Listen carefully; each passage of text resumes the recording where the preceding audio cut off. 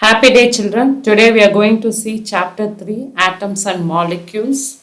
Before we are going into the topic, we should know what are the different ideas put forth by the scientist.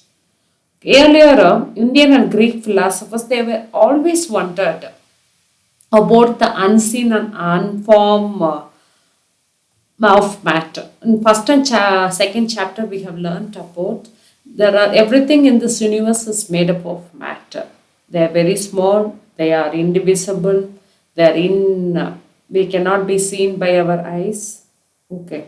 So the Indian philosopher Maharishi said that if we go on dividing the matter, we will get smaller and smaller particles. The same thing, it was proposed by another Indian philosopher, Pahunda. He said that particles normally exist in the combined form. It will lead to various forms of matter.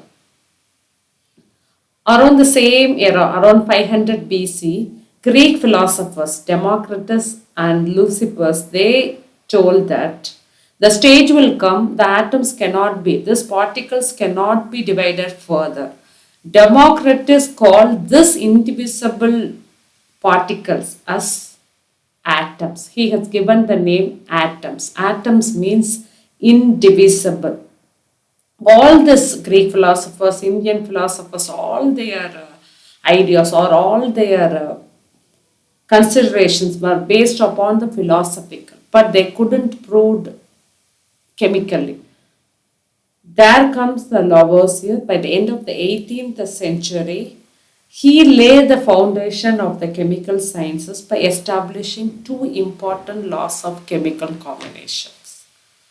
To study why it is important, why laws of chemical combination is important, because it is to understand the chemistry of the compounds in order to learn or in order to understand the chemistry in terms of qualitative as well as quantitative interpretation when the chemical changes occurs. So what are the two laws of chemical combination? First one, law of conservation of mass. Second one, law of constant proportion.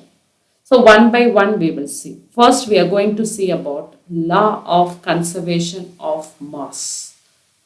The law states that mass can neither be created nor be destroyed in a chemical reaction, or otherwise total mass of reactants is equal to total mass of products after the chemical reaction. So first we should know what is reactant, what is product. Reactant means the substance which take place in the chemical reaction. In this case, if you take this example, carbon and oxygen, these two react together, they will form carbon dioxide. So the substance which take place in the chemical reaction, that is called as reactants. Always reactants, we will write it in the left hand side.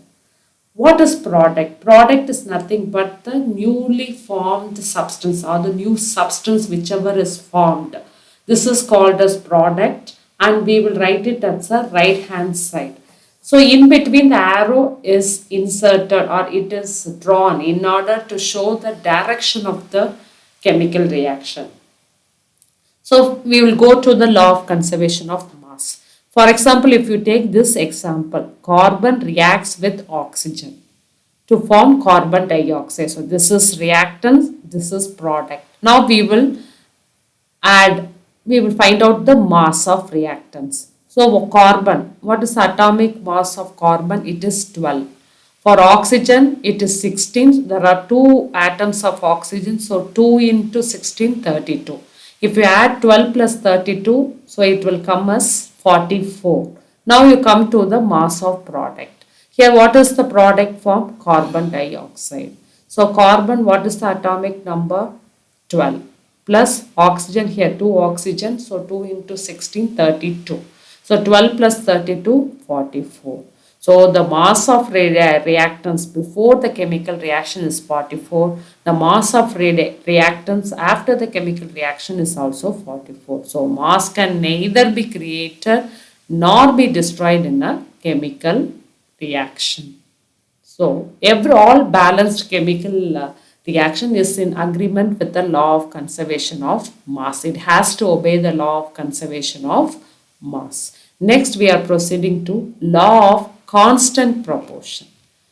First, we have seen about law of conservation of mass. Second one, it is called as law of constant proportion, or it is called as law of definite proportion. By definition itself, we know definite proportion. Whatever the source, whoever may be prepared, the elements always combined in a definite proportion by mass. It will always combine in a definite ratio. For example, if you take here, we'll look at this example, formation of water, hydrogen plus oxygen. It gives water. Always the ratio, two molecules of hydrogen will combine with one molecule of oxygen to form two molecules of water. Okay, if you take the ratio, if you find out the mass, here two numbers. So for hydrogen, atomic mass is 1. So 2 is to 16.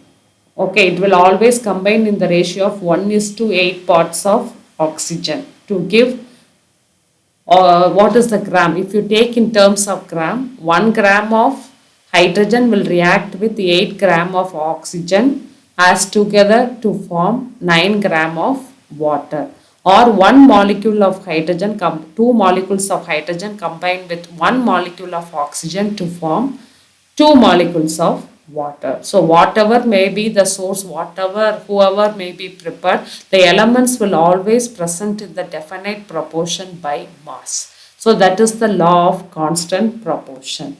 This too couldn't be explained by many Lavoisier, so they need the further clarification for this laws. So what is the next problem faced by the scientist is they should give appropriate explanation, or they should give proper explanation for this law. There comes the British chemist John Dalton. He provided the basic theory to understand the nature of matter. He picked up the idea of divisibility, indivisibility of matter.